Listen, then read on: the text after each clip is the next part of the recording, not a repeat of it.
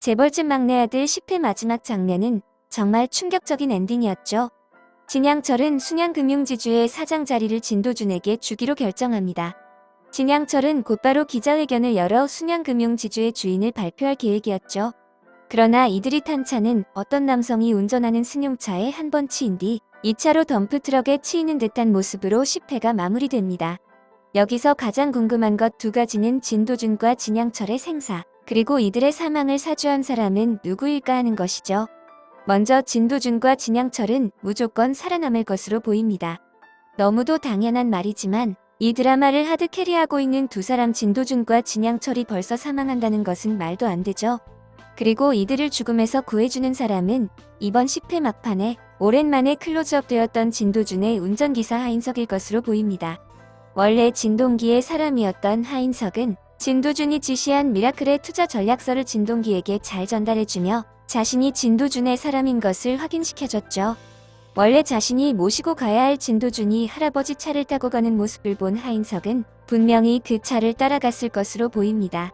그리고 1차로 승용차와 충돌한 모습을 본 하인석은 이어서 2차로 달려드는 트럭에 돌진하여 극적으로 사고를 막지 않았을까 생각되네요. 그렇다면 이들을 교통사고로 위장해 살해하려 한 사람은 누구일까요? 이 두 사람을 동시에 보내야만 하는 후보들을 몇몇 살펴보도록 하겠습니다. 먼저 유력한 후보 이필옥 여사입니다. 제가 원작을 보진 못했지만 원작에선 진양철의 부인인 이필옥이 교통사고를 사주한다고 되어 있는데요. 원작을 다 떠나서 생각해도 이필옥은 이 사고의 가장 강력한 용의자 중 한 명입니다. 이필옥의 인물 소개에도 나오지만 순양의 후계자는 반드시 자신의 뱃속에서 나온 아들이어야 한다 믿고 있습니다. 진도준은 자신의 뱃속에서 나오지 않은 진윤기의 아들이기에 진도준이 순양을 물려받을 일은 없다 생각해왔죠. 그런데 10회 방송에서 자신의 딸인 진화영에 이어 둘째 아들 진동기가 차례로 진도준에게 당하는 모습을 지켜봤습니다. 이필옥은 자신의 아들 딸을 이렇게 만든 진도준도 미웠겠지만 점점 진도준에게 마음이 기울고 있는 남편 진양철도 꼴보기 싫었겠죠. 따라서 이들을 한 번에 엎칠 수 있는 기회를 잡았을 것으로 보입니다. 다음으로 유력한 후보는 진동기입니다. 진동기는 진도준에게 순양증권을 빼앗기면서 그 배후에 진양철이 있다고 믿고 있었죠. 그러기에 진동기 역시 진양철과 진도준을 동시에 제거할 동기는 충분해 보입니다.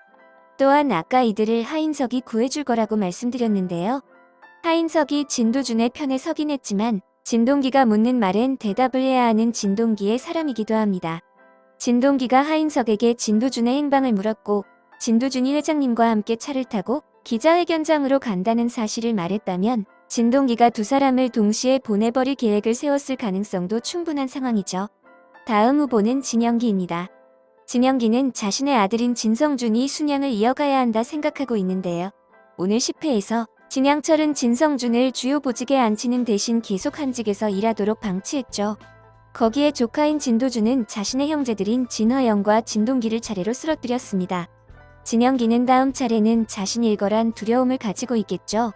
따라서 진영기 역시 진양철과 진도준을 동시에 보내버릴 동기가 충분한 상황입니다.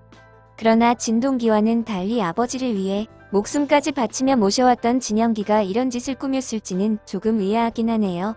이 세 사람 외엔 진양철과 진동기를 동시에 제거할 명분이 있는 사람은 없어 보이는데요. 과연 교통사고를 지시한 범인은 누구일까요? 그럼 저는 다음 리뷰로 다시 찾아뵙겠습니다.